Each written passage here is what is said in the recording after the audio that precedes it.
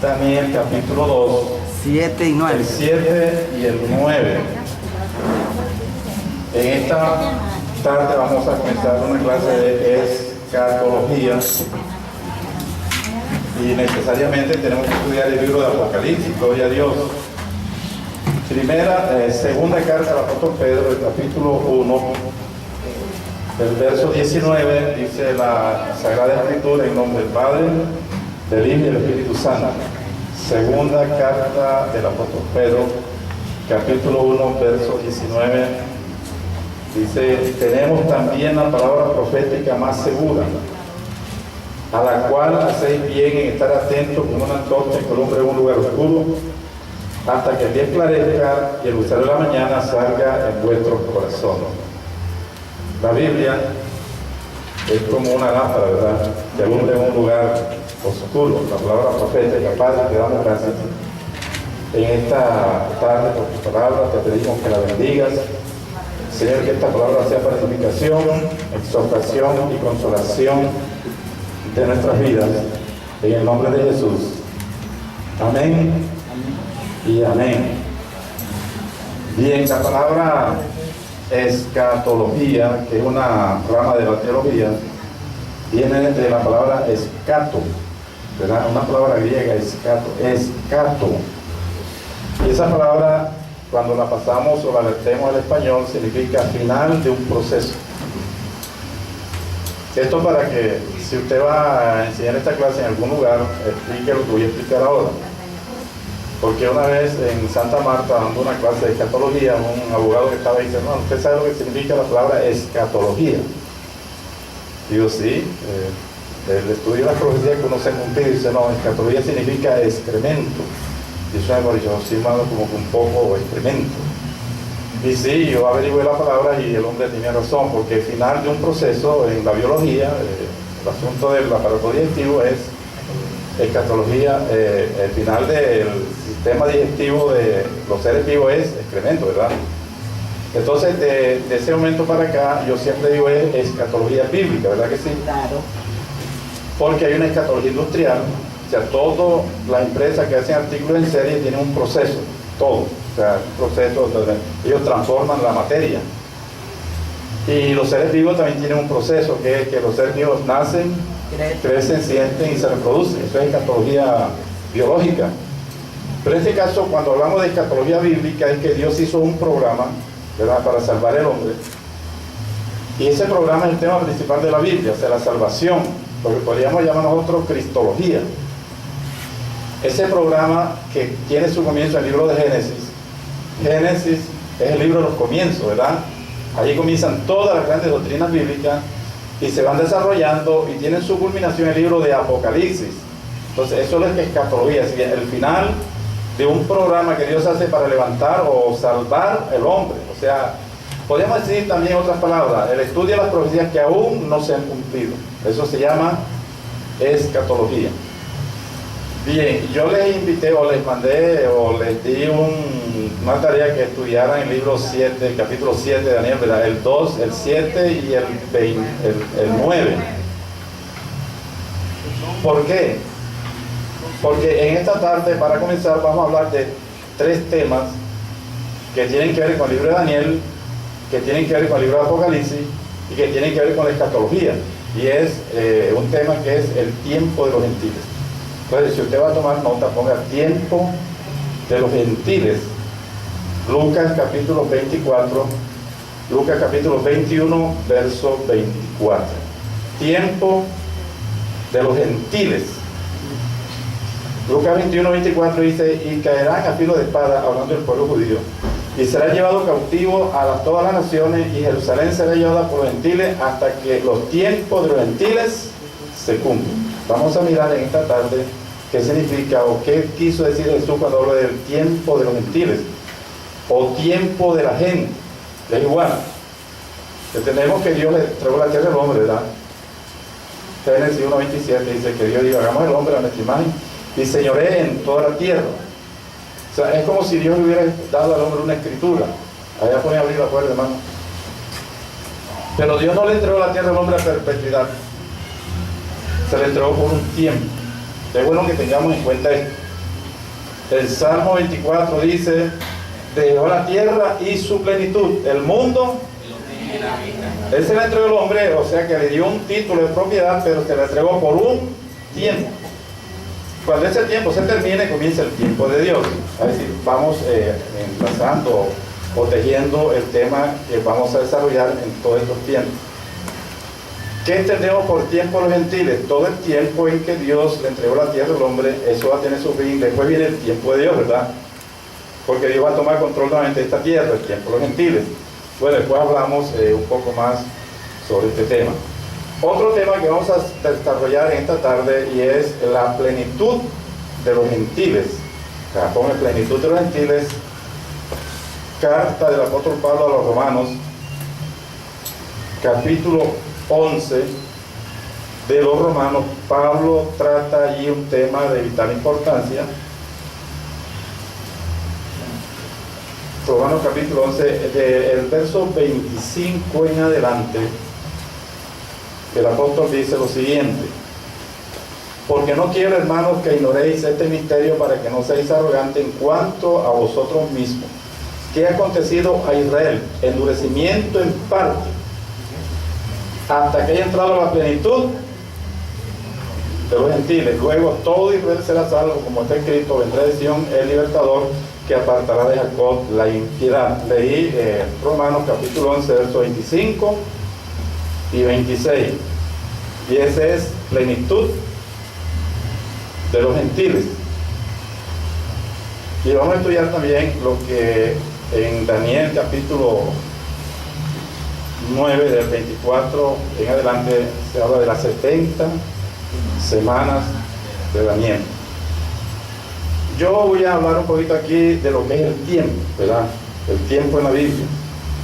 Porque Jesús, cuando vino, recriminó a los fariseos y saduceos, porque dijo: ustedes saben cuándo va a llover, saben cuánto va a llover.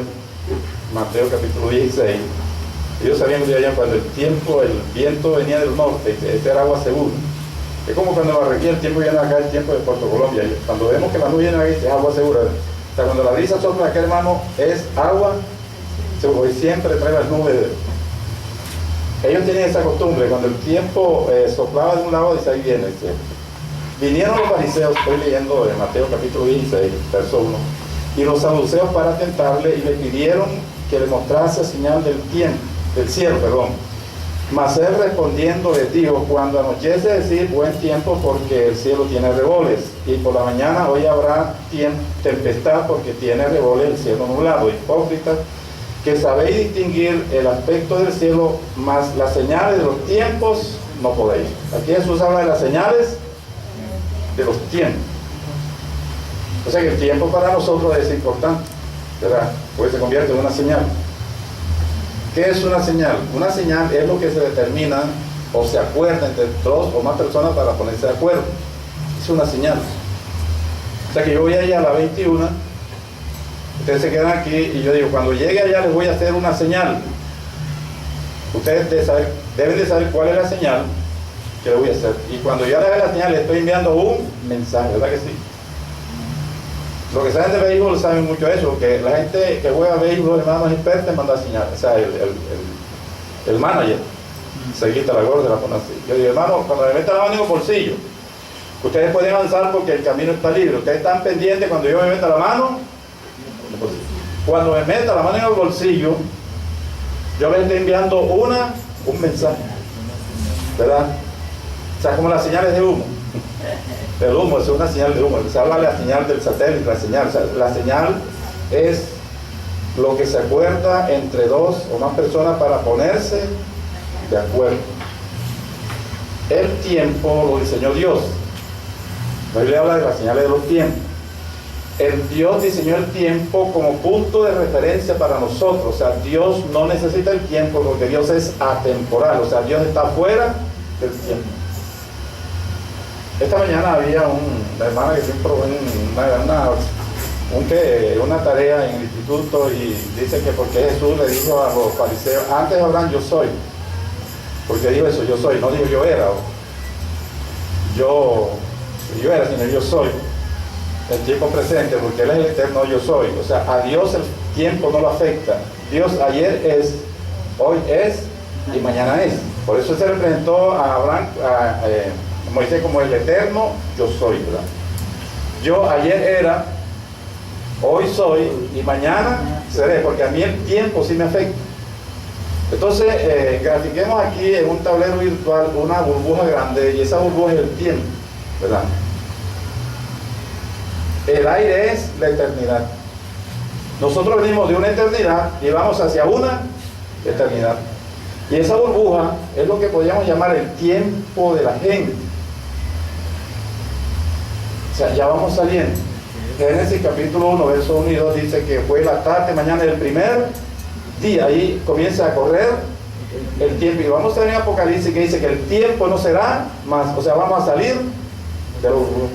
Una eternidad con Cristo en la Nueva Jerusalén, o una ciudad, una eternidad con el diablo en el lago de fuego, pero hay una eternidad, gloria a Dios. Bien, dentro del programa de Dios, porque para entender la Biblia, o sobre todo el libro Apocalipsis, hay que estudiar algunos detalles importantes, y es que dentro de su economía, Dios a la humanidad la dividió en dos grupos en el Antiguo Testamento.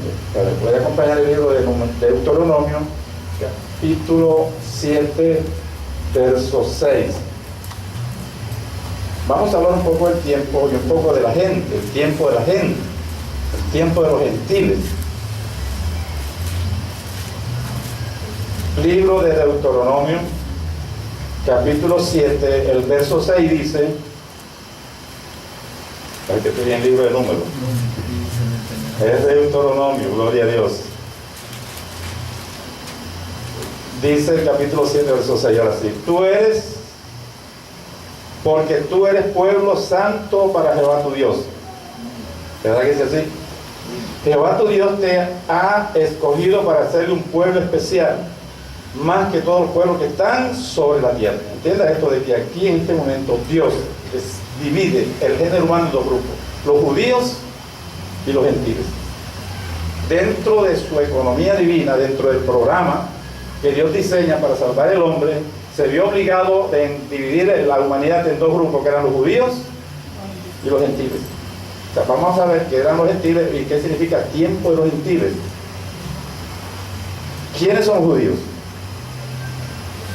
¿A quién llamaría usted un judío? A la descendencia de Abraham, a través de Isaac y a través de Jacob. Ese pueblo es el pueblo judío. Dios lo escogió de una manera especial. El pueblo de Dios es el pueblo judío. O sea, son las ramas naturales. Nosotros fue injertado. Pero el pueblo natural de Dios es el pueblo judío, porque Dios los escogió. Dice Pablo, no porque fueran los mejores o los más numerosos, sino eso está dentro de la soberanía de Dios. ¿Por qué Dios escogió al pueblo judío? Dice Pablo, no lo sabemos. Eso está dentro de la soberanía, porque no eran los mejores, eran igual a nosotros, pero Dios, hermano, se plació en que ellos eran, o sea, dentro del programa que tenían, pues ellos eran necesarios. Los gentiles somos todos aquellos que no éramos judíos. Entonces Dios a los judíos los mandó a circuncidar. Todo judío se tenía que circuncidar. Entonces la Biblia habla de la incircuncisión y la circuncisión. La incircuncisión, los gentiles. La circuncisión, el pueblo judío. Bien, pero Dios empezó a tratar con el pueblo judío. Lo llama, les confía la palabra. Le pone sobre ellos la chequina, o sea, les dio el Espíritu Santo. Le dio los dones, les da los ministerios, los profetas, les da el don de sanidad, el don de milagros. O sea, era el pueblo judío que tenía la gloria, o sea, la chequina en el Antiguo Testamento. Dios plenamente estaba tratando con el pueblo judío. Los gentiles estábamos así como que en esta país. Hasta que vino Jesús. Y gracias a Dios por Jesús, ¿verdad que sí? Cuando viene Jesús, y vino fue el pueblo judío, porque Juan en el Evangelio, en el capítulo 1, el verso 11, dice, a los suyos vino y los suyos no le recibieron. Entonces Dios determina algo que estaba dentro del programa, y era que iba a apartar a los judíos para empezar a tratar con los gentiles. Usted me va a acompañar a ver en Mateo capítulo 21, verso 43. Y mira lo que sucede esto. Vamos a hablar un poco de lo que es la historia bíblica en relación al tiempo de los gentiles. Yo le dije a Mateo, ¿verdad? Capítulo 21, verso 43. Digo, por tanto os digo, esto lo está diciendo Jesús, que el reino de Dios será quitado de vosotros. Hasta ese momento lo tenían ellos. Digo, tenían la chequina, tenían la palabra, tenían el templo donde se adoraba a Dios, tenían las leyes, tenían los profetas, tenían los sacerdotes. Dios se les revelaba a ellos, se les manifestaba a ellos. Era el pueblo, es el pueblo escogido de Dios. O sea, tenían el reino. Eran los predicadores del reino. Yo lo llamo para eso. Dice, el reino de los cielos será quitado a vosotros. Y será dado un pueblo que produzca los frutos dignos de él. Y entonces a partir de este momento y a partir del Pentecostés, Dios entonces divide el reino humano en tres grupos. Ahora aparece otro grupo. O sea, dentro del plan de Dios, libro de 1 Corintios, capítulo 10, el verso 32, aparece otro grupo. Esto podríamos llamarlo como la humanidad en la profecía, dentro del plan de Dios, otro grupo. 1 Corintios, capítulo 10, verso 32, el apóstol Pablo dice, inspirado por el Espíritu Santo, de la siguiente manera: no quiero ser tropiezo, no seáis tropiezo ni a judíos, ni a gentiles, ni a la iglesia. Ahora aparece otro grupo, ¿cuál es? La iglesia. Ahora aparece la iglesia. O sea, en este momento, dentro del corazón y la mente de Dios, la humanidad está dividida en tres grupos, que es los judíos, los gentiles y la iglesia. Ahora repito nuevamente la pregunta: ¿quiénes son los judíos? El pueblo de Israel, el pueblo escogido. ¿Quiénes son los gentiles? Todo el que no es judío. O sea, las demás naciones son gentiles. Todo el que no es judío es gentil. ¿Y quién es la iglesia? Por redimido. Ustedes quieren mirar lo que dice Colosenses capítulo 3, verso 11. Lo voy a pintar. ¿Quién es la iglesia? Colosenses 3, donde dice: donde no hay judío ni gentil, bárbaro ni libre, siervo ni esclavo, sino que en Cristo somos uno. Colosenses 3:11 dice que si un judío se convierte al evangelio, deja de ser judío y hace parte de la iglesia. Colosenses 3:11 y muchas otras partes dice que si un gentil se convierte al evangelio y Jesucristo lo limpia con su sangre, deja de ser gentil y se convierte en la iglesia. 3, verso 11. En la iglesia ni hay judío ni gentil, sino que en Cristo somos uno. Dice en Efesios que Jesús quitó la pared, la barrera que nos separaba, y de los pueblos hizo uno, y ese pueblo es la iglesia. ¿Está bien claro? Entonces, para asunto de que de ahora en adelante entendamos bien lo que es la parte escatológica de la Biblia, porque hay mucha gente enredada en, por lo menos Mateo capítulo 24, a este capítulo tiene mucha gente enredada. Una vez yo fui a predicar por la Universidad del Sur y el pastor me dijo: eso es mentira, la iglesia sí pasa por la gran tribulación. Y ya muchos están diciendo que la iglesia pasa por la gran tribulación porque no han podido diferenciar entre el pueblo judío, el pueblo gentil y la iglesia. Son tres pueblos totalmente diferentes. Entonces la Biblia, hay pasajes bíblicos que es para todo el mundo, porque la Biblia le habla a toda la humanidad, ¿verdad? ¿A quién le habla la Biblia? A todos los hombres, judíos, gentiles, bárbaros, libres, griegos, otomanos, musulmanes. La Biblia le habla a todo el mundo. La Biblia dice: porque de tal manera amó Dios. Ese versículo es para toda la humanidad. La Biblia es un libro transcultural, pero sí debemos tener en cuenta de que hay porciones bíblicas que es para la iglesia, única y exclusivamente para la iglesia, y que no se la podemos aplicar ni a los judíos ni a los gentiles, porque nos enredamos y tropezamos. En la Biblia hay porciones bíblicas que es para el pueblo judío exclusivamente, que no se le puede aplicar ni a la iglesia ni a los gentiles, y hay pasajes bíblicos que son para los gentiles que se le aplica a los judíos. O sea que la Biblia hay porciones bíblicas que es para todo El mundo, bueno, más de la mitad de la Biblia es así, pero hay porciones bíblicas que hay que tener mucho cuidado, no sea que siendo para los judíos se la vayamos a aplicar a la iglesia. Ustedes quieren abrir conmigo Mateo capítulo 24, que es un capítulo bastante espinoso, controversial, y ahí la gente se está enredando mucho. Mateo 24, les voy a decir algo. Mateo 24, en Mateo capítulo 24, que tiene que ver con la escatología, Jesús está tratando varios temas. Entienda esto, Jesús está tratando varios temas. ¿Por qué? Porque a él le hacen 3 preguntas, y estas 3 preguntas involucran o tienen que ver con los judíos, tienen que ver con los gentiles y tienen que ver con la iglesia. O sea, en Mateo capítulo 24 Jesús le está hablando a los 3 pueblos. ¿Por qué? Porque le hacen 3 preguntas y está tratando varios temas. Si la gente hubiera tenido en cuenta en esto, hermano, no hubiera tanto enredo, ni hubiera tanta confusión. Mateo 24,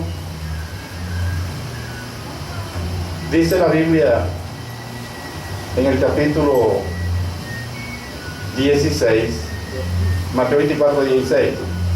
Entonces los que estén en Judea, ¿para quién será este versículo? No es para los judíos.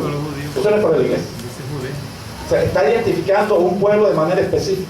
Entonces, ¿qué está haciendo? Esto lo está aplicando a todo el mundo. No, eso no es para todo el mundo. No es para, si usted le aplica eso a la iglesia, se enreda. Y por eso muchos están diciendo, la iglesia pasa por la gran, el pueblo judío sí, la iglesia no. Pero esto no es para la iglesia, porque está identificando a un pueblo en especial. Entonces los que estén en Judea, huyan a los montes. El que esté en la azotea, no descienda para tomar algo de su casa en la azotea. O sea, cuando nosotros miramos la cultura judía, este verso 17 que habla del que está en la azotea, eso lo conecta directamente con el pueblo judío. ¿Por qué? Porque los judíos en el Medio Oriente hacían las casas, el techo era plano y hacían como una especie era como una fortaleza en miniatura. O sea, la gente se subía en el techo a coger fresco, pero también les servía para escapar. ¿Por qué? Porque esa gente, como estaba en el centro de los 3 grandes continentes, siempre estaba en peleas. Ese pueblo siempre estaba en guerra. Entonces, cuando lo invadían, ellos hacían la casa de manera estratégica. O sea, hacían una aquí y otra aquí cerquita y otra acá, con el fin de que podían...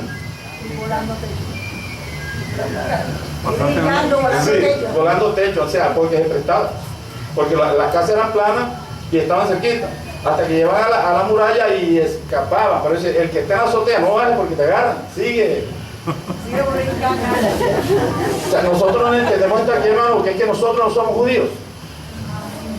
Eso no es para los Colombia, eso no es para Venezuela, eso no es para la iglesia, no es para, eso es para el pueblo judío que hacían las casas de esa manera, para escapar. No descienda y está en el techo, sigue huyendo, porque si te vas, te agarran. Está hablando de la gran tribulación, pero mire, estamos leyendo el verso 17, ¿verdad? Sí. El 18 dice, el que esté en el campo no vuelva atrás para tomar su capa, mas hay la que estén en cinta y la que críen en aquellos días, orar para que vuestra vida no sea invierno ni en día de reposo. Da otra señal que no es para la iglesia. Porque un judío, el día sábado podía caminar 500 metros, o sea, medio kilómetro. Si caminaba más, estaba violando el sábado. O sea, si un judío, un día de reposo el sábado, caminaba 1 kilómetro, hermano, lo apedreaba. ¿Cuánto era camino un día de reposo? Como dice el Evangelio según San Lucas, camino un día de reposo es medio kilómetro. Eso podían hacer los judíos en día de reposo. Hermano, nosotros podemos caminar el día sábado, o sea, porque el sábado es una señal para Dios y el pueblo judío. Entonces, no se enrede. O sea, no le vaya a aplicar algo a la iglesia que no es para la iglesia, o algo al pueblo judío que no es para el pueblo judío. O sea, uno tiene que saber separar algunas cosas para mirar qué es lo que realmente la Biblia dice, gloria a Jesús. Pero mire, ahí en Mateo capítulo 24, el verso 40, 24-40, dice, entonces estarán 2 en el campo, el uno será tomado y el otro, eso no es para el pueblo judío, ni es para los gentiles. 2 mujeres estarán muriendo en un molino, la una será tomada y la otra será dejada. Eso no es para el pueblo judío ni para los gentiles, eso es para la iglesia. Porque el verso 42 dice, velad pues Velad porque no sabéis en qué hora ha de venir vuestro Señor. Porque Jesús sabía que el día de su venida, dice que las 10 vienen todas se durmieron. Estamos en el tiempo del cabeceo. Jesús en Mateo, más adelante, en el 25, Mateo 25, habla que al reino de los cielos son como 10 vírgenes que estaban esperando el esposo. Una dejaron apagar las lámparas, otra tenían aceite, pero que todas se durmieron. Entonces dice aquí Jesús, velad. ¿Qué es velad? Está pendiente. Preparado, sí. Si usted está pendiente de los movimientos que se están dando. Y nosotros estamos ¿qué? Roncando. Estamos roncando, hermano. Yo me pongo a pensar, hay una cosecha de profetas y apóstoles. Si esos profetas y apóstoles hubieran venido hace 40 años, hermano, advierto que la iglesia los hubiera rechazado. Ahora pues son los que ocupan el primer lugar, eso es la élite, pero si esos profetas, el 99% de los profetas que están ahora en la iglesia hubieran venido hace 30 años, la iglesia los hubiera rechazado, porque hace 30 años la iglesia sabía que era un profeta, un verdadero profeta es aquel que denuncia el pecado, lo condena, habla de arrepentimiento y de salvación. Si el profeta, y lo que diga se cumpla, si el profeta no cumple ese perfil, hermano, es un tizón escapado del infierno. Téngalo por seguro. El profeta que ande por ahí, hermano, cobrando plata, se encierra por ahí. Si usted no le da 70,000 pesos, no lo puede oír porque cobran la entrada. Esa gente no viene de parte de Dios. Lo estoy diciendo de todas partes. Allá en Santa Marta es una escuela donde hay como 5 iglesias que están reunidas, hermano, y se las estoy diciendo. Y la gente está yendo, hermano, y a la gente hay que hacerla que despierte, porque dice Jesús, velad. ¿Verdad que debemos estar atentos? Mira, el día que era un profeta, si usted le dé 5 centavos, dice la Biblia en el libro de Jeremías, capítulo 4, que va a llevar a Pablo el profeta y el que le da plata. Así que si usted no se quiere meter problema con Dios, hermano, vea lo que está haciendo. Esos profetas que andan por ahí que vendiendo el ADN profético de Jesucristo, hermano, esa es una blasfemia. Si usted le da 100,000 pesos a esos profetas, le da el ADN profético de Jesucristo. Bueno, después hablamos de eso cuando lleguemos a Apocalipsis capítulo 13. Pero este pasaje bíblico es para la iglesia, gloria a Dios. Y si usted lee el verso 19, Mateo 24, desde inmediatamente después de la tribulación de aquellos días, el sol se oscurecerá, y la luna no dará su resplandor, y las estrellas caerán del cielo, y las potencias de los cielos serán conmovidas. Entonces aparecerá la señal del Hijo del Hombre en los cielos. Entonces se alimentarán todas las tribus de la tierra y verán al Hijo del Hombre viniendo en las nubes con gran poder y con gran gloria. Y acá en Apocalipsis dice que la gente se va a esconder en las cuevas y en las piedras, y dice, caer sobre nosotros y escondernos de la ira del gran día del Dios Todopoderoso. Este pasaje no es ni para la iglesia, porque la iglesia viene con Cristo, gloria a Dios. Este pasaje no es para el pueblo de Dios, porque el pueblo de Dios ya convertido lo recibe con gozo. Lo que se va a esconder, lo que se va a meter en las cuevas, en las peñas, son los gentiles. Este pasaje es para los gentiles. Fíjese, la Biblia aquí en Mateo 24 le habla a los judíos, le habla a los gentiles y a la iglesia. No podemos revolver porque nos vamos a enredar. Y ese es el problema, mucha gente que está totalmente enredada. Bien. Pero hablando ahora sí de lo que es el tiempo de los gentiles, Lucas capítulo 21, o sea, lo que ustedes escribieron, verso 24, eso habla del tiempo de la gente. Daniel capítulo 2 hace un bosquejo histórico, porque Dios prefirió el orden de los tiempos, de lo que va a suceder en el mundo político. Daniel capítulo 2, si no lo leyó, lo va a leer en su casa. Si nos ponemos a leer este capítulo aquí, hermano, se nos da el tiempo. El buen estudiante estudia en su casa. O sea, usted en su casa va a leer este capítulo, que son 49 versículos y es casi como que una hoja completa. Yo se lo voy a parafrasear, ¿verdad? Eso es un paráfrasis, o sea, decir lo mismo en otras palabras. Nabucodonosor, en el año 606 que comienza el imperio babilónico, era el rey más poderoso del mundo en esa época.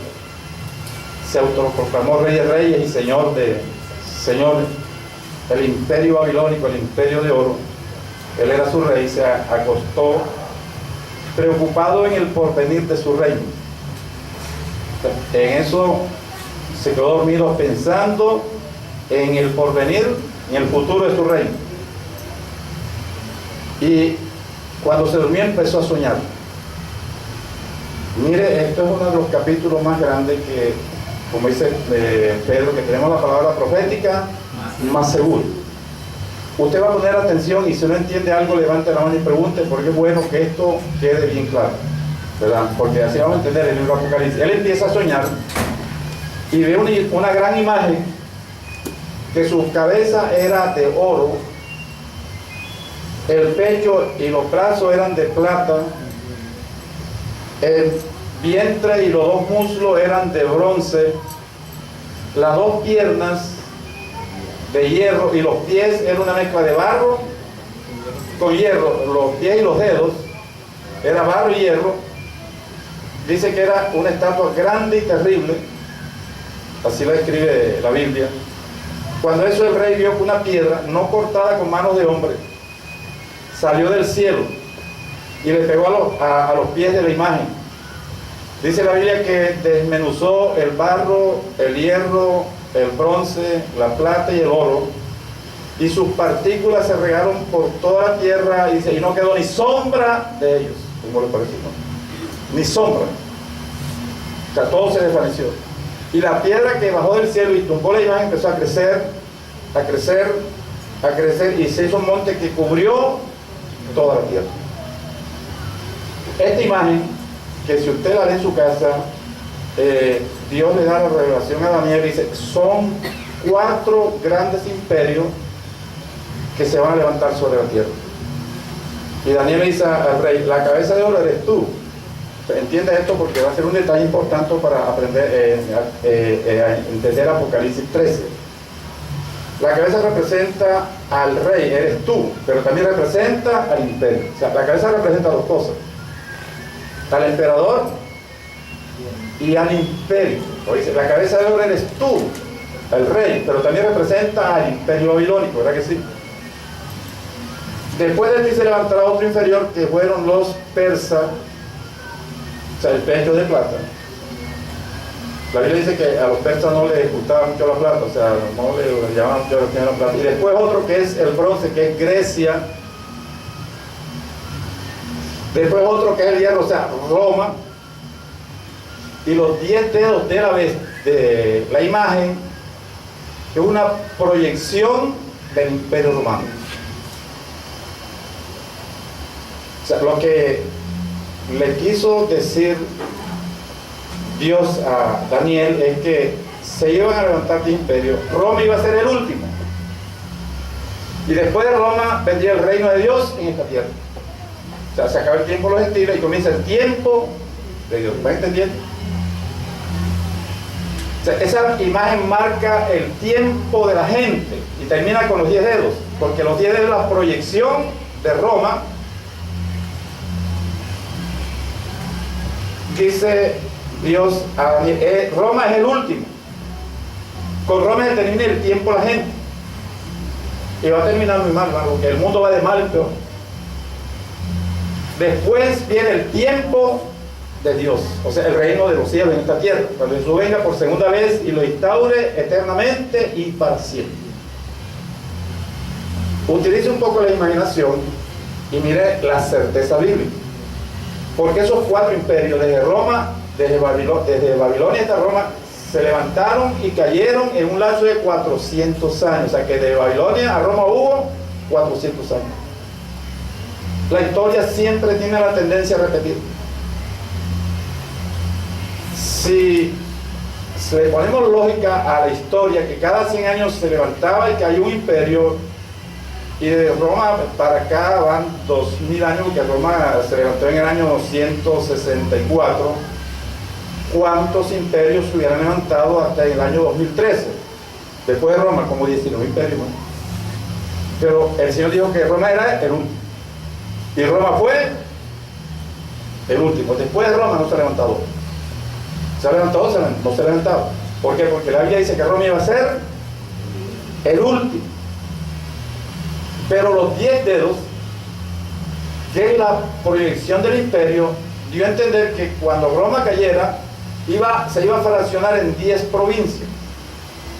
Ahora sí pasamos a Daniel capítulo 7, porque ahí está el complemento, 10 provincias, y yo les voy a poner una tarea. Usted va a averiguar cómo quedó dividida Europa políticamente cuando Roma cayó como potencia. ¿Cómo quedó dividida políticamente? ¿Cómo quedó Europa cuando Roma cayó? Se dividió en 10 provincias, hermanos, que fueron, a ver, estuve averiguando este asunto. Se dividieron en los germanos, en los anglos, en los hispanos, en los francos, en los normandos, en los ítalos, en los suevos, godos, los visigodos y los hunos. O sea, Roma quedó dividida en 10 provincias cuando cayó. O sea que Roma cayó, pero está vivita y coleando. ¿Por qué? Porque los 10 dedos de la imagen es la proyección del imperio romano. O sea, se desintegró, pero se va a volver a unir. ¿Me están entendiendo? Estamos hablando del tiempo de la gente. Ese es el tiempo de la gente. El hombre gobernando el mundo sin Dios. Ahora bien, el tiempo de Dios es cuando se termina el tiempo de la gente. Daniel capítulo 4. El capítulo 7. Este sí lo vamos a ir leyendo porque esto es importante, gloria a Dios. No importa que perdamos un poco de tiempo, pero es bueno. Dice el capítulo 7, el verso 7 de Daniel. Después de esto miraba yo en las visiones de noche y aquí una cuarta bestia. O sea, allá arriba están las otras tres, ¿verdad? El león, que es la cabeza de oro, que es Babilonia. El oso, que es el pecho de plata, que es Persia. El leopardo, que es el vientre de bronce, que es Grecia, Persia y Grecia, ¿verdad? Y esta cuarta bestia es Roma.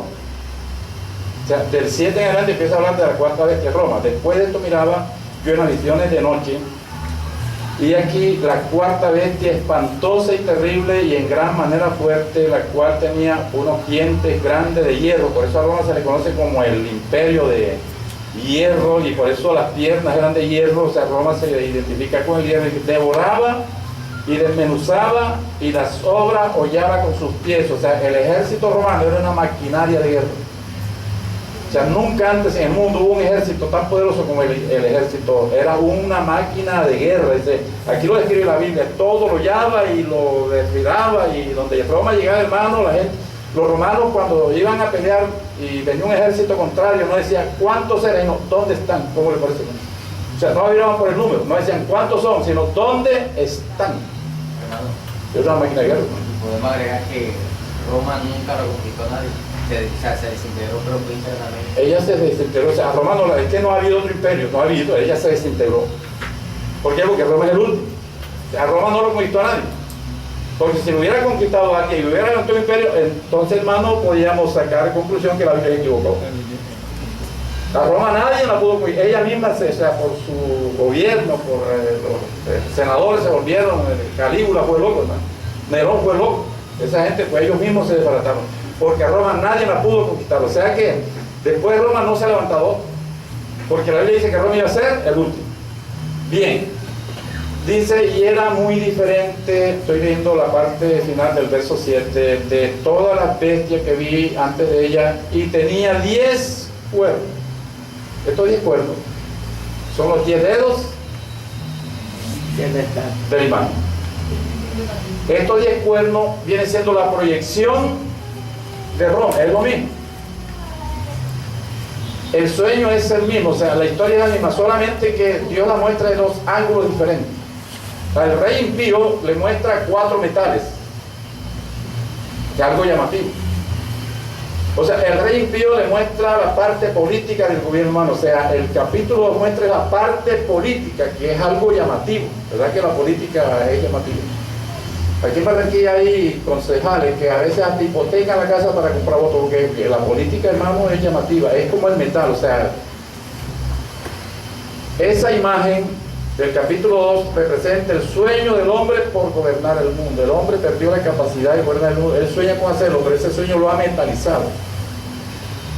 Y como lo ha mentalizado, Dios le muestra a Daniel la otra faceta, y es la parte moral del gobierno humano, que son 4 bestias que todos se lo devoran. O sea, el capítulo de la parte política y el capítulo 7 de la parte moral del gobierno. Gracias a Dios, hermano, que esto se está acabando. Ahora viene el tiempo de Dios. Apocalipsis, hermano, ministra gozo. Apocalipsis, el libro del gozo, dice: bienaventurados los que leen y oyen la palabra de esta profecía, porque este libro produce gozo. Si yo no me he aportado el Evangelio, hermano, es porque todo el tiempo he estudiado este libro. O sea que en el Instituto Bíblico llevo unos casi 32 años enseñándolo. Pero ahora, hermano, la gente le tiene miedo a la verdad. Dice la Biblia: conoceréis la mentira y la mentira os hará libre. Ese es el mensaje de ahora. La gente le tiene miedo a la verdad. ¿Por qué? Porque casi que el 90% de los pastores llevan a la gente por la senda ancha. Esta cuarta bestia, dice el verso 8, miraba y yo, mientras yo contemplaba los cuernos, he aquí que otro cuerno pequeño salía de ellos. Bueno, después hablamos de Daniel 11, de Apocalipsis 13. Este cuerno pequeño es el anticristo. Lo vamos a mirar que es el anticristo. Sale de la Unión Europea. Mucha gente ha fallado para identificar al anticristo porque lo quieren sacar del mundo de la religión. Dicen que el Papa, que nos diga: hermano, pero el anticristo no sale del mundo de la religión, porque el anticristo no va a ser un hombre religioso, el anticristo va a ser un hombre político, y sale del mundo de la política, sale de la Unión Europea. Que sea judío, que sea alemán, lo que sea, pero sale del mundo de la política. Él va a tener un ayante que es el falso profeta, ese sí sale del mundo de la religión. La gente que trata de identificar al anticristo con los personajes religiosos, hermanos, se ha equivocado, porque el anticristo no sale del mundo de la religión, sino del mundo de la política, porque él va a ser un político, no va a ser religioso. Religioso va a ser el colega, o sea, el falso profeta. Bien. He aquí que este cuerno tenía ojos de hombre y una boca que hablaba de grandes cosas. Pues, ¿sabes? Vamos a ir al libro Apocalipsis 13 y también el libro Daniel, interpretamos, pero vamos por parte. El verso 9 dice que estuvo mirando mientras que fueron puestos tronos y se sentó el anciano de días, cuyo vestido. O sea, ahora viene el reino de Dios. Después del Imperio Romano viene el reino de los cielos. Un río, dice el 10, corría y millares le servían. Ese es el reino de los cielos, hermano, aquí en la tierra, gloria a Dios. El reino de los cielos comienza el milenio, termina el tiempo de la gente. ¿Me están entendiendo? Dice el 19, Daniel 7:19, entonces tuve deseo de saber la verdad acerca de la cuarta bestia, que era tan diferente de las otras, espantosa y en gran manera, que tenía 10 dientes de hierro, o sea, el imperio, uñas de bronce, o sea, esto es lo que se llama el humanismo, una mezcla, y devoraba y desmenuzaba y las arrollaba con sus pies. Asimismo, acerca de los 10 cuernos, ponga atención el verso 20, y importante, los 10 cuernos que tenía en su cabeza, y del otro que había salido, durante el cual habían caído 3, y este mismo cuerno tenía ojos y boca que hablaba grandes cosas, y parecía más grande que sus compañeros. Y veía yo este cuerno que hacía guerra contra los santos y los vencía, el anticristo, hasta que vino el anciano de día, gloria a Dios, y se le dio el juicio a los santos del Altísimo, y llegó el tiempo y los santos recibieron su reino. Después de Roma, y esto lo repito, hermano, porque es necesario que la gente sepa que la Biblia dice que Roma iba a ser el último imperio, y después viene el reino de Dios en esta tierra. Pero que Roma, al caer, representado por los 10 cuernos, viene siendo la proyección del imperio romano. Dice el verso 24, los 10 cuernos, verso 24, significa que de aquel reino, ¿de cuál reino estamos hablando? De Roma. De Roma. Esto, hermano, más claro no lo canta un gallo. El 23 dice: la cuarta bestia será un cuarto reino en la tierra, el cual será diferente de todos los otros reinos, y a toda la tierra devorará, trillará y desmenuzará. Ese es Roma. El 24 dice: y los 10 cuernos significa que de aquel reino se levantarán 10 reyes Ahora tendríamos que ir a Apocalipsis capítulo 17, pero para no enredar el asunto, vamos a ir, miramos mejor a Daniel. ¿Por qué? Porque es que Apocalipsis amplía más esta visión. Pero cuando llegamos a Apocalipsis, ciertamente que la Biblia dice la verdad, y estamos en los últimos tiempos, que no nos vaya a pasar como los fariseos, que Jesús vino y no supieron distinguir. ¿Por qué? Porque ellos ignoraron las señales de los tiempos. Se levantará otro el 10, el 24, y los 10 cuernos significa que de aquel reino se levantarán 10 reyes, y tras ellos otro, que es el reino del anticristo, que es el que el mundo está esperando, el cual será diferente de los primeros, y a 3 reyes derribará, y hablará palabras contra el Altísimo y los santos del Altísimo, que se levantará y pensará en cambiar. Está hablando del anticristo, del tiempo, y será entregado en su mano hasta tiempo y tiempos y medio tiempo. Es bueno que hablemos de esto, porque más adelante habla de 3 años y medio, ¿verdad?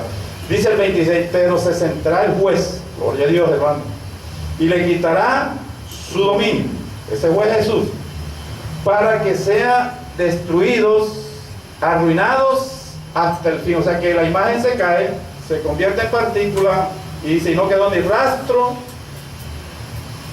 de ellos. ¿Alguien quiere leer aquí lo que dice Apocalipsis capítulo 11, verso 15? 11, 15 Apocalipsis. Apocalipsis 11, 15. En voz alta. Esa es la esperanza que nosotros tenemos, y es la esperanza que nos mantiene de pie y nos mantiene vivos espiritualmente y nos mantiene predicando. ¿Ponte qué? 15. El séptimo ángel tocó la trompeta. El séptimo ángel tocó la trompeta. Y hubo grandes voces en el cielo que decían: Sí, Señor. Los reinos del mundo han venido a ser de nuestro Señor Jesucristo, y Él reinará por los siglos de los siglos. Mire ese versículo. El séptimo ángel tocó la trompeta. Y hubo grandes voces en el cielo que decían: los reinos del mundo han venido de nuestro Cristo. O sea, cuando la imagen golpea, la piedra golpea la, y Él reinaba por los siglos de los siglos. Viéndolo bien, hermano, el tiempo de la gente ya se acabó. O sea, estamos viviendo tiempo extra. Porque Jesús dio una parábola que de pronto nosotros no le pusimos mucho cuidado, que es la parábola de las 10 vírgenes. Todas se prepararon, todas recibieron a buscar el esposo, y dice, pero el esposo se tardó. O sea, hay una tardanza de parte del Señor. Si usted lee las escrituras, las profecías bíblicas, ya todo está cumplido. Lo que falta es el rapto es inminente. Pero había una tardanza. Porque es que Jesús dijo, bueno, que las ramas naturales iban a ser arrancadas, y Israel como nación se secó, y dijo que la higuera se iba a secar. O sea, Jesús les habló, o sea, la Biblia habla bien del pueblo judío. Ellos por un tiempo Dios los iba a separar del plan. O sea, Dios iba a suspender temporalmente el programa con ellos, ¿verdad? En otra palabra, dice el libro de los Romanos capítulo 11, que las ramas naturales fueron arrancadas. Y nosotros fuimos, y si usted arranca una rama de un árbol, ¿qué pasa a los 20 años? Se seca. Pero ellos llevan 2000 años. O sea, Israel en este momento espiritualmente está seco. O sea, según Ezequiel 37, un valle lleno de huesos secos. Ese es Israel. O sea que la higuera se secó. Israel representa, la higuera representa Israel. Dice que la higuera se secó, pero Jesús dijo que cuando la higuera empiece a retoñar, sería la última generación. ¿Verdad que lo dijo Jesús? En el año 1948, hermano, Israel se convierte en nación. O sea, la higuera empezó a retoñar en el año 48.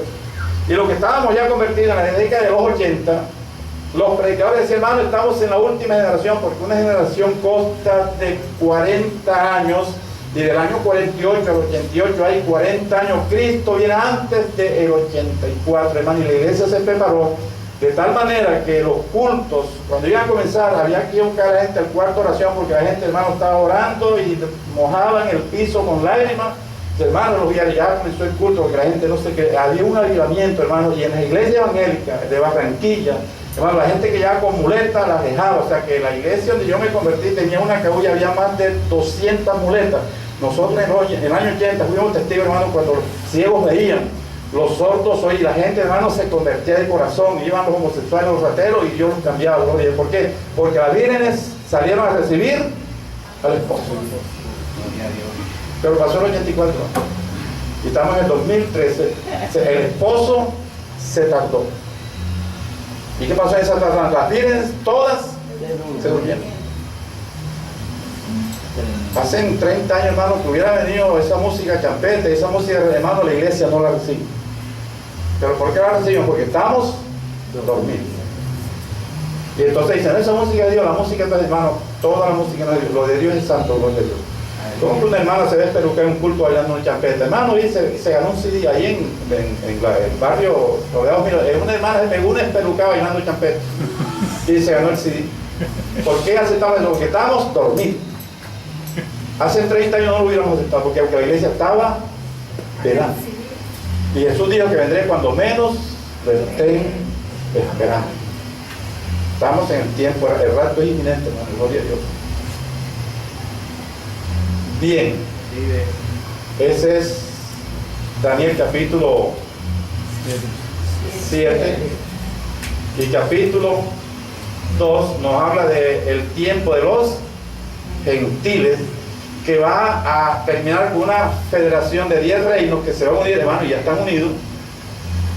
Falta el anticristo para que conquiste a Asia y conquiste a América, y el anticristo con la fuerza de los 10 cuernos, dice que los 10 cuernos le dan su poder al anticristo y ese poder de todo el mundo. Va a haber una guerra, hermano, tan grande que va a haber un 4% de la población del mundo, pero eso será cuando lleguemos al libro de Apocalipsis. Pero si vamos a hablar un poquito de las 70 semanas de Daniel, gloria a Dios, que es el capítulo 7. Hermano, pero el tiempo de los animales termina en la segunda venida del Señor. Con la segunda venida de Cristo, claro. Es con la segunda venida de Cristo, el tiempo de la gente. Pues entonces empieza el tiempo de Dios. Sí, porque la plenitud de los gentiles termina con... No, pero es que ahora vamos, después, o sea, con las 70 semanas hablamos de la plenitud del gentiles. Estamos hablando del tiempo de los gentiles, que termina con los 10 cuernos de la bestia. Del reino del hombre. Del reino del hombre. O sea, el tiempo de la gente es el reino del hombre, el hombre gobernando la tierra porque Dios se la entregó. Dice, a ver, si le cito Jeremías, el primer libro de la Biblia, capítulo 1, verso 26. Entonces dijo Dios, hagamos al hombre a nuestra imagen, conforme a nuestra semejanza, y señoré en las aves de los cielos, en las bestias del campo y en toda la tierra. O sea que Dios al hombre le dio un título de propiedad. Pero lo que Jesús no quiso decir en Lucas es que Dios le entregó la tierra al hombre, pero no se la dio a perpetuidad, se la entregó por un tiempo. Y ese tiempo es el que se conoce tiempo de la gente impía. Yo no sé qué piensa esa gente por ahí que dice, no, vamos, hombre del reino, que hay que conquistar el reino. La alcaldía hay que conquistar la alcaldía del reino. Hermano, la iglesia no está para eso. El reino de la iglesia no es político ni espiritual. El diablo se lo ofreció a Jesús. Dice, te haré esta obra. Y Jesús dice, mi reino no es de este mundo. Será cuando Él venga por segunda vez que derrumbe la imagen y la piedra empiece a crecer. O sea, Apocalipsis capítulo 11, verso 15 es la porción que hemos terminado de ver. Bien, quedó bien claro, ¿verdad? Amén. Tiempo de la gente. Después viene el tiempo de Dios. Después la eternidad. En el libro de Daniel capítulo 27, perdón, el 9, Daniel está orando en Babilonia. Vamos a ubicarnos históricamente en este capítulo, Daniel 9. Israel está en Babilonia cautivo. Los babilonios hicieron 3 deportaciones de judíos a Babilonia. En la primera deportación, hermano, Nabucodonosor se llevó lo que Jeremías habla de los higos buenos. Está bien en Jeremías los higos buenos, ¿verdad? Higos buenos y los higos malos, ¿verdad que sí? Los higos buenos eran lo que Dios iba a preservar para que la nación pues se mantuviera los higos buenos.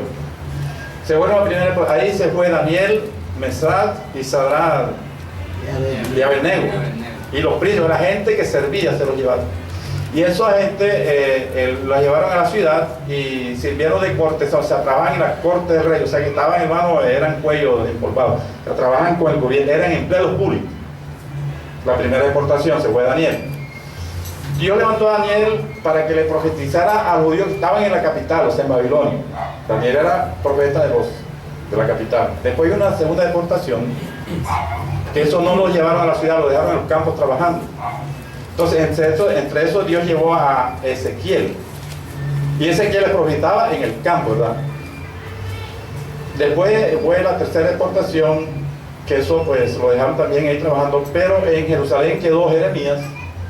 O sea que Jeremías le profetizaba lo que estaban en Jerusalén, Daniel lo que estaban en Babilonia, la capital, y Ezequiel lo que estaban.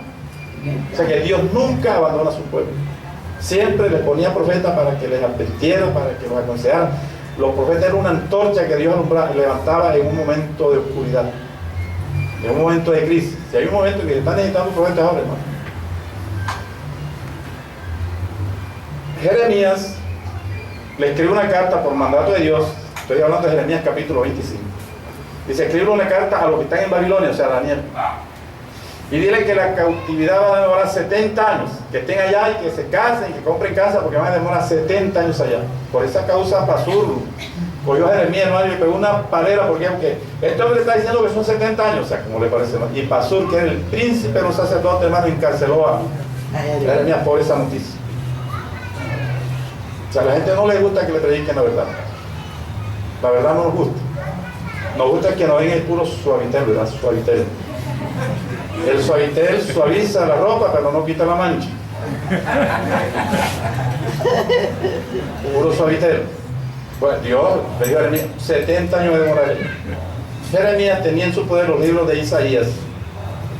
Isaías profetizó 150 o 200 años antes de Daniel, antes que Babilonia fuera potencia. Ya Isaías había dicho que Babilonia iba a ser la potencia del mundo, pero que Dios la iba a destruir utilizando un hombre que llamaría Ciro.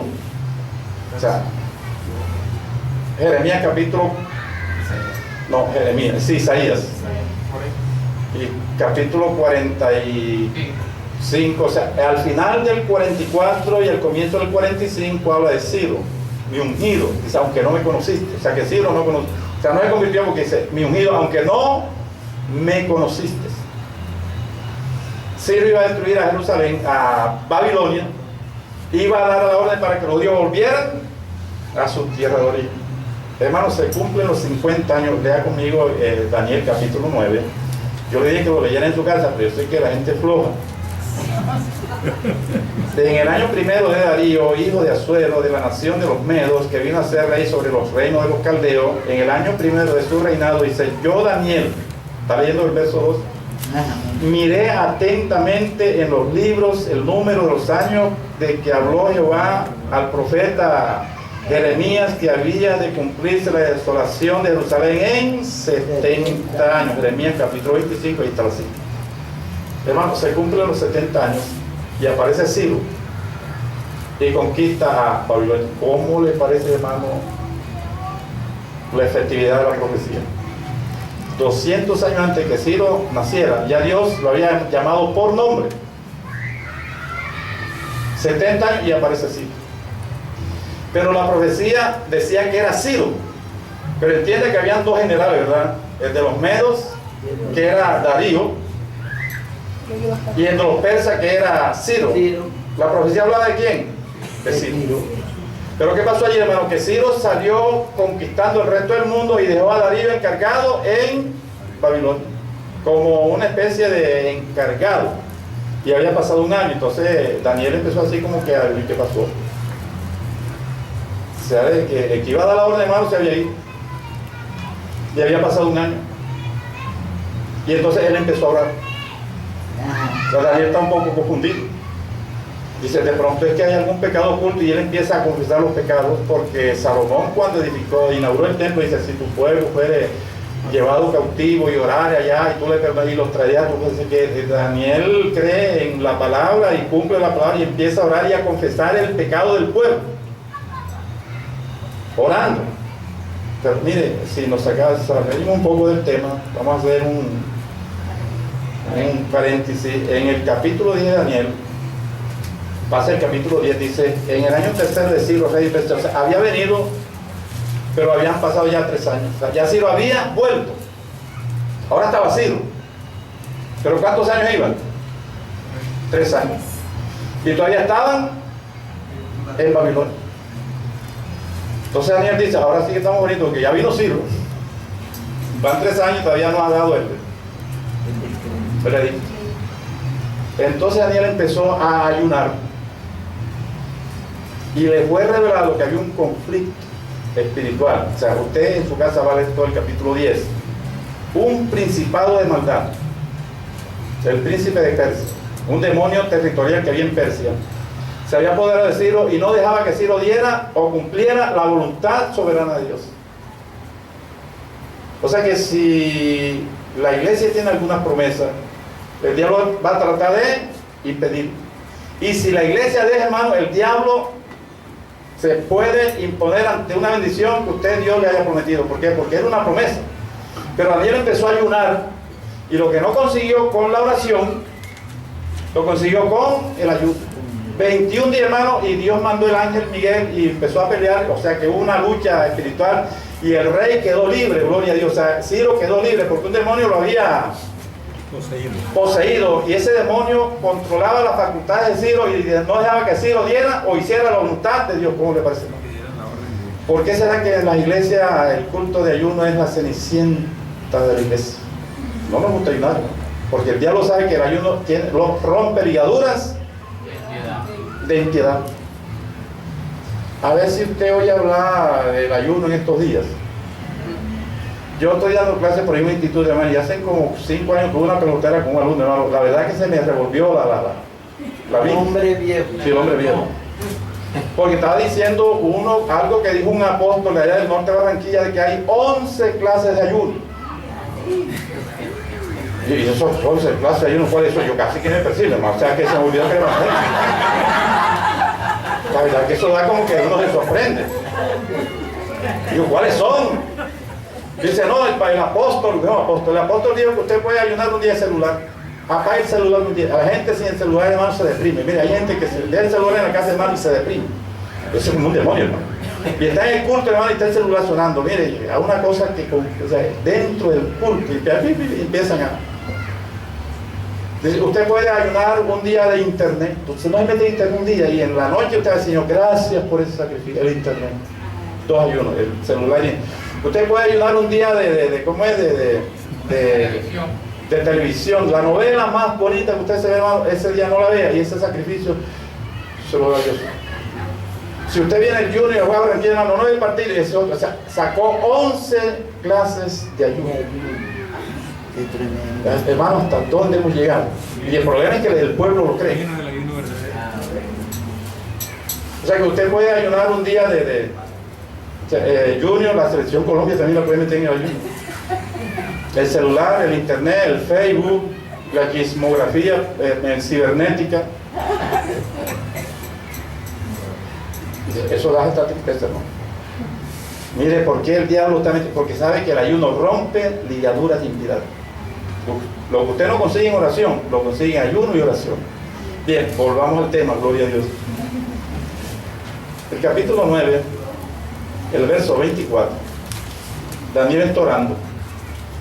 Dice el 20, aún está orando y clamando y confesando. Dice el 20 que el ángel le dijo a Daniel, 70 semanas están determinadas sobre tu pueblo. Bueno, ¿cuál era el pueblo de Daniel? El pueblo judío. Y sobre tu santa ciudad. ¿Cuál era la santa ciudad de Daniel? Jerusalén. O sea, esta profecía es netamente judía. Mire, van a pasar 6 cosas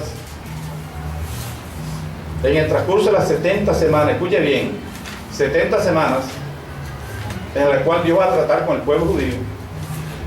Dice, voy a tratar con el pueblo judío durante 70 semanas y en esas 70 semanas voy a hacer estas 6 cosas. ¿Cuáles son esas 6 cosas? La parte del verso 24. Para terminar la prevaricación, primero. Segundo, poner fin al pecado. Tercero, expiar la iniquidad. Cuarto, traer la justicia perdurable. Quinto, sellar la visión y la profecía. Y sexto, ungir el santo de los santos. Estas 6 profecías se cumplen con la segunda venida de Cristo. O sea que en la segunda venida de Cristo, hermano, en el lapso de las 70 semanas, el pueblo judío se tiene que convertir, tiene que expiar la maldad. Estas 6 cosas se cumplen con la segunda venida de Cristo. Estas 70 semanas son 70 semanas de año. Escuche bien, el pueblo judío acostumbraba a contar semanas de días y semanas de años. Si usted lee el original o las copias más antiguas del libro de Génesis, dice que Jacob trabajó una estada por Raquel, una estada, o sea, se traduce a 7 años, porque era una estada de años, no era una estada de días. O sea, contaban semanas de años y semanas de días. Estas son semanas de año. Son 490 años. Que dentro del programa de el pueblo judío se iban a cumplir esas 6 cosas y se cumplen con la segunda venida de Cristo. O sea que estas 70 semanas abarcan desde que Ciro diera la orden para restaurar los muros hasta la segunda venida de Cristo. O sea, el tiempo de los gentiles. O sea, Daniel capítulo 2 y el capítulo 7, porque esto está, hermano, bien. O sea, la escritura armoniza, o sea, tiene una coherencia porque es la palabra de Dios. O sea, todo va como que bien concadenado, ¿verdad? Yo le hago una pregunta, porque estas 70 semanas, oye hermano, yo eso nunca lo he podido entender. Son 70 semanas de año. ¿Cuántos años son? 490. ¿Qué va a pasar en ese lapso de tiempo?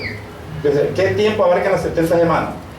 Desde que Ciro diera la orden para que los judíos salieran a edificar los muros hasta la segunda venida de Cristo.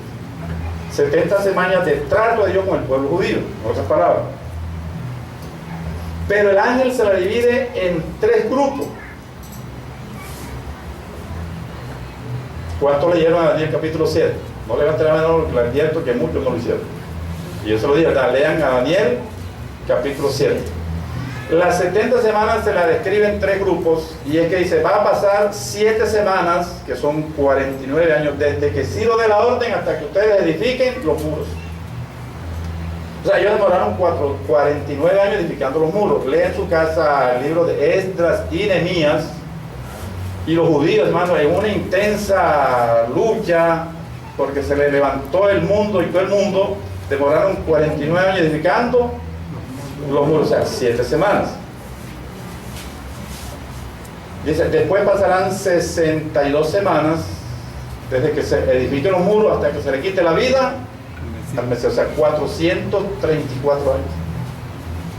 Por eso Jesús le dijo, si ustedes hubieran estado atentos al tiempo, a la señal de los tiempos, supieran que yo soy el Mesías. ¿Por qué? Porque en la Biblia ese tiempo se cumplió al pie de la letra. O sea, Jesús vino porque se terminan de edificar los muros en el tiempo de Ageo, Zacarías y Malaquías, que son los profetas post-exílicos, y se cierra el canon del Antiguo Testamento. O sea, hay un silencio de 400 años. El silencio lo rompe Juan Bautista y aparece Jesús, que según la profecía lo tuvieron que haber crucificado en el año 34 después de Cristo, ¿verdad? O sea, 400 años en silencio, y Jesús muere en el año 34. ¿Cuántos años? En el año 34, ¿cuántos años fueron? 434. O sea que la profecía se cumple al pie de la letra. De los muros a la crucifixión, 62 semanas, que son 434 años. Bueno, 62 y 7, ¿cuántos son? 400. No, el de la semana. 69. Van 69 semanas. 69. Sí, señor. Falta uno. Sí, señor. Falta una semana. ¿Qué pasó con esa semana? La Biblia dice, y por otra semana. Quiere decir que la semana 70 no lleva el orden de la semana 69. ¿Alguien quiere leer aquí lo que dice Oseas capítulo 3? Porque eso estaba profetizado.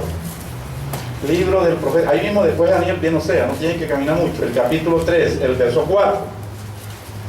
Por muchos días estarán los hijos de Israel sin rey, sin príncipe, sin sacrificio, sin estatua, sin efod y sin terafín. O sea que Dios le iba a quitar el reino a ellos. Cuando vino Jesús, ¿verdad que ya lo leímos en Mateo 21:43? ¿Verdad que ya lo leímos? Que Jesús dijo, el reino de los cielos se ha quitado a Osea lo había dicho muchos años antes, que Dios le iba a quitar el reino, porque en esto consiste el reino. Hermano, el pueblo judío, Dios suspendió temporalmente el programa con ellos. O sea, en la semana 69 suspendió temporalmente el programa con ellos. ¿Para qué? Para tratar con nosotros los gentiles. O sea, eso estaba dentro del organigrama de Dios. Dios, hermano, hizo un plan perfecto y le está saliendo de manera perfecta. ¿Cuánto tiempo iba a demorar Dios con el pueblo judío fuera del programa? Pues, o sea, lo dice en el capítulo 6. O sea, capítulo 6, verso 1. Dice, venid y volvámonos a Jehová. Cuando dice volvámonos, hermano, es porque están de España. Cuando dice volvámonos es porque están separados. Porque Él arrebató, o sea que las ramas no fueron mochadas, cortadas, no arrancadas. O sea, capítulo 6. Ellos fueron arrancados. Él arrebató, o sea, los arrebató, los sacó a la fuerza del tronco para injertarnos a nosotros. Romanos capítulo 11 habla de esta historia. Curó y nos vendará, hirió y nos vendará, dice el 2, nos dará vida después de 2 días, según la segunda carta del apóstol Pedro, capítulo 3, verso 8, dice que para Dios un día es como 1000 años, y 1000 años es como un día. Dice, o sea, nos va a arrancar durante 2000 años. Y en el tercer milenio, que es el que estamos esperando, Jesucristo viene a reinar por 1000 años, lo estamos esperando. Hermano, pídale a Dios en adelante que le ponga aceite en su lámpara, gloria a Dios. Que nos ponga aceite, porque que no tenga aceite se queda. Hermano, el tiempo la gente se acabó. Ya los 2000 años pasaron. Nos dará vida después de 2 días. Y al tercer día no resucitará. O sea, el pueblo judío se va a convertir, porque la Biblia dice que se va a convertir. O sea, no resucitará. Y viviremos delante. O sea, que cuando el valle lleno de huesos secos, dice que Dios, el ángel, Dios le dijo al profeta, profetiza, y cada hueso buscó su hueso y se armó, profetiza, y empezó el tendón a ajustar los huesos, profetiza, y vino carne, profetiza, y tuvieron piel, pero estaban muertos. Dice, profetiza, y vino el Espíritu y les dio vida. Esta es la profecía, y viviremos, gloria a Dios, y viviremos. O sea que el pueblo judío se va a convertir en los 7 años que hacen falta, porque Dios en esos 7 años va a tratar con el pueblo judío de manera especial. ¿Me están entendiendo? Amén. Dice el 3, y conoceremos y proseguiremos en conocer a Jehová como el alba está dispuesta a su salida y vendrá. O sea, Jesús viene otra vez. Aquí dice que Jesús vendrá después de los 2 días, que son los 2000 años de gracia. ¿Alguien no ha entendido esto? ¿Algo que no ha entendido? Hermano, si alguien tiene alguna laguna. Porque vamos a seguir adelante, gloria a Dios. Porque, sí. No, acá no. Un inquietud que tengo acá cuando Jesús, por ejemplo, ya va para la crucifixión, que dice que venían unos griegos. Unos griegos, sí. Entre los que habían subido a hablar a la fiesta. Sí. Estos pues se acercaron y querían conocer al Mesías. Al Mesías. Los griegos eran los gentiles, ¿verdad? Correcto. Sí. Exacto. Eso pues, sí, señor. En el pueblo, en el plano de los discípulos judíos, era algo muy diciente para ellos. O sea, que empezaba ahí, ¿sí o no? Sí, era una señal. Sí, señor. Cuando los griegos, porque eran gentiles. Eran gentiles, ya la gente gentil empezaba a acercarse al Mesías. Sí, señor. Les voy a decir algo, hermano. La Biblia habla de la plenitud de los gentiles, ¿verdad? O sea, el otro tema. O sea, ya hablamos del tiempo de los gentiles. De los gentiles.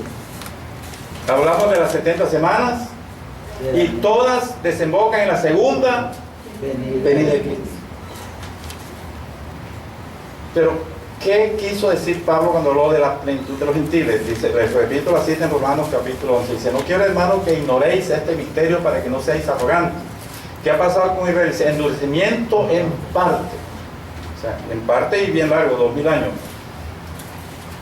Hasta que entre la plenitud de los gentiles. Dice, luego todo Israel será salvo, porque está escrito, vendrá de Sion el libertador que apartará de Jacob la impiedad. ¿Qué significa la expresión de los gentiles? La plenitud. Si usted mira en el Antiguo Testamento, cuando Dios llama a Abraham, y de Abraham saca un pueblo, Dios plenamente estaba tratando con una nación, ¿verdad que sí? Plenamente con la nación judía. Nosotros estábamos apartados. Cuando digo plenamente fue porque les dio el reino, porque les confió la palabra, se las confió. Ellos la escribieron, ellos la copiaron, ellos la mantenían, ellos la enseñaban. Tenían la Shequina, tenían el templo, tenían los sacerdotes, tenían los profetas, o sea, lo tenían todo, o sea, tenían el reino. O sea, Dios plenamente estaba tratando con una nación, plenamente, porque todo se lo estaba dando a ellos.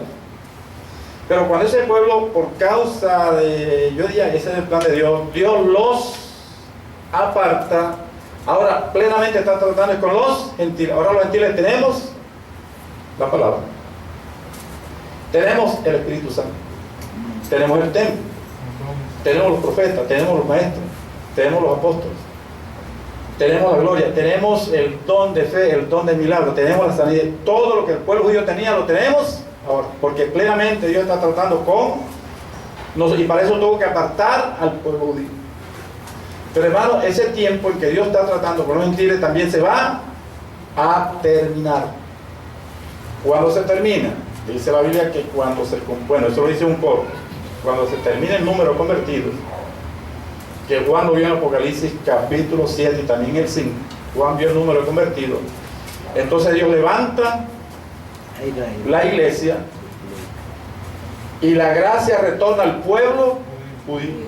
O sea, termina el periodo para los gentiles, el tiempo de la plenitud en que Dios está tratando plenamente con el pueblo que no es judío, que son los gentiles, termina con el rapto de la iglesia. Por eso dice, buscad a Jehová con puede ser allá. Puede ser allá. Es ahora. No, Otto. Sí. Usted como comentaba inicialmente que la historia tiende a repetirse. O sea que, digamos que los mismos síntomas en Israel en cuanto a la venida de Cristo, eso se va a repetir igualito dentro de la iglesia. O sea, Cristo está a la puerta y la iglesia ni se ha percatado de eso. ¿No se ha percatado? Es que ojalá, hermano, y asistamos a las otras clases en el libro de Apocalipsis, es de mucha bendición. El libro de Apocalipsis da gozo y nos afirma, gloria a Dios. Por eso este libro, hermano, el diablo lo ataca tanto y le mete miedo a la gente, miedo, y ese libro es de escorpiones, de serpientes, no, hermano, de dragones, no. Es el libro más cristocéntrico de la Biblia y nos muestra el final del programa de Dios y nos llena de gozo, gloria a Dios. Porque el libro de Apocalipsis se escribe con un propósito. La iglesia de la segunda generación de creyentes estaban siendo perseguidos por el Imperio Romano y ellos estaban confundidos. Y entonces yo les muestro el final de la película. El libro de Apocalipsis muestra cómo personas y fuerzas universales inspiradas por el diablo tratarán de evitar que la iglesia avance, que Jesús venga, que el reino se establezca. O sea, lo van a impedir de cualquier manera. Pero Apocalipsis muestra cómo Jesús, a uno por uno, le va dando por la cabeza y se pelearán contra el Cordero y el Cordero lo vencerá. ¿Quiénes son las potencias que se van a levantar contra la iglesia? La ramera. Se va a levantar, digamos, la Gran Babilonia. Se va a levantar una trinidad diabólica que está en Apocalipsis 3, o sea, el diablo, el falso profeta y el anticristo. Personas como los sellados con los marcados con la señal de la bestia. Toda esa gente va a tratar de impedir que la iglesia avance hasta llegar a la patria celestial, gloria a Dios. Pero la Biblia dice que Dios nos ha traído aquí para volver a traer, no para conquistar la tierra, gloria. Y en la iglesia primitiva el diablo la atacó como león rugiente, ¿verdad? Pero eso al diablo no le dio resultado, porque eso purificó a la iglesia. Ahora lo está atacando como ángel de luz. Allá en el norte de Barranquilla tiene un apóstol que está diciendo que hay 11 clases de ayuno. Ese es un hijo del diablo. En el norte hay otro profeta, otro apóstol que está diciendo que si usted da 70,000 pesos de siembra, Jesús te da el ADN profético de Jesucristo. Ese es un hijo del diablo, porque están apartando a la iglesia de la verdad. Porque dicen que introducirán herejías destructoras. Herejías destructoras. Y el mundo, y la iglesia está dormida. No, como la iglesia está dormida no se da cuenta de esa herejía, sino que a todos se le dice. Una vez llegó a una iglesia un profeta de eso ahí y puso una piedra. Yo estaba estaba en la iglesia. Una piedra. Y dijo, mientras yo esté predicando, usted va a sellar la profecía con un billete, pero que no sea un gaitán, sino un barbucho, o sea, Un garabito. no, ese es Isaac. Sí, ¿sabes? Por Isaac. Tú estabas ahí. No. Yo sí estaba ahí. Uno es Isaac. Yo me llevo la piedra. Hermano, y sabe que la gente vieja en la iglesia tapó las piedras de puro billete. La gente vieja. Sí. Eso me dio tristeza. Que eso está tremendo. Y uno a veces uno pega por eso, pero a uno la rabia como que lo ciega, hermano, y yo salí pero encendido. Y ese mismo se puso una corona, ayunó y se puso una corona y unos mantos y salió de vuelta. Por el barrio, por la calle. Una piedra, ahora tiene que traer un billete. Usted va y después, como el segundo domingo, me tocaba predicar a mí. Y la que estaba corriendo le dije, ahora mientras el hermano Toniel está predicando, usted va a sellar. Mi hermano, y a mí me cayó un balde de agua, porque a mí en Barranquilla conoce una cantidad de pastores, y eso se hubiera regado. Mire, el hermano tenía hablando paja en el púlpito y también estaba con el mismo cuento. Advierto que se hubiera regado. Bueno, y a quién no le gusta, hermano, que tapen las piedras de billete, que la plata hace falta. Pero nosotros no podemos vender la primogenitura. Esa es la situación de la iglesia. La iglesia está comprando la salvación. ¿Usted quiere ver lo que dice Isaías capítulo 30, verso 10? Porque yo no voy a leer otro texto bíblico. ¿Isaías qué? 30, verso 10. Hermano, tenemos que despertar, gloria a Dios. Tenemos que despertar. O despertamos o despertamos. Y ustedes esos que andan dando plata a los predicadores, porque, hermano, Dios te va a dar garrote. 30, 10 del libro de Isaías. Es una tristeza. Capítulo 30, verso 10. Yo les voy a leer otro versículo. Aquí dice, porque dicen a los videntes, Que dicen los videntes. no veáis, y a los profetas, no nos profetizáis lo recto, decidnos cosas, halagüeñas. Ella, puro suavitel. profetizad mentiras, Profetizarnos mentiras. profetizad A la mentiras. gente le gusta que le digan mentira, que lo engañen. Yo le voy a leer lo que dice Daniel capítulo 8, verso 12, porque está hablando de este tiempo, hermano. A causa de la prevaricación le fue entregado el ejército junto con el continuo sacrificio, echó por tierra la verdad, hizo cuanto quiso y prosperó. ¿Usted entiende eso? A causa de la prevaricación, Daniel capítulo 8, verso 10, verso 12. ¿Qué es prevaricar? Prevaricar es cuando el magistrado no es fiel en la parte que le corresponde, o sea que va a dar un juicio y el hombre es culpable, pero le dan un cheque de 100 millones de pesos y él, en vez de condenar al culpable, condena al justo. Eso es prevaricar. Y la Biblia dice que por causa de la prevaricación hay un movimiento que es el G12. Hermano, está invirtiendo moneda a tutiplén. El G12. Pero prohíbe que hablen de arrepentimiento. Prohíben que se hable de salvación, que hablen del rapto. O sea, tienen como 10 doctrinas que están prohibidas. Hablen suavitel y le damos billetes. Hermano, y están ofreciendo plata para tapar la boca.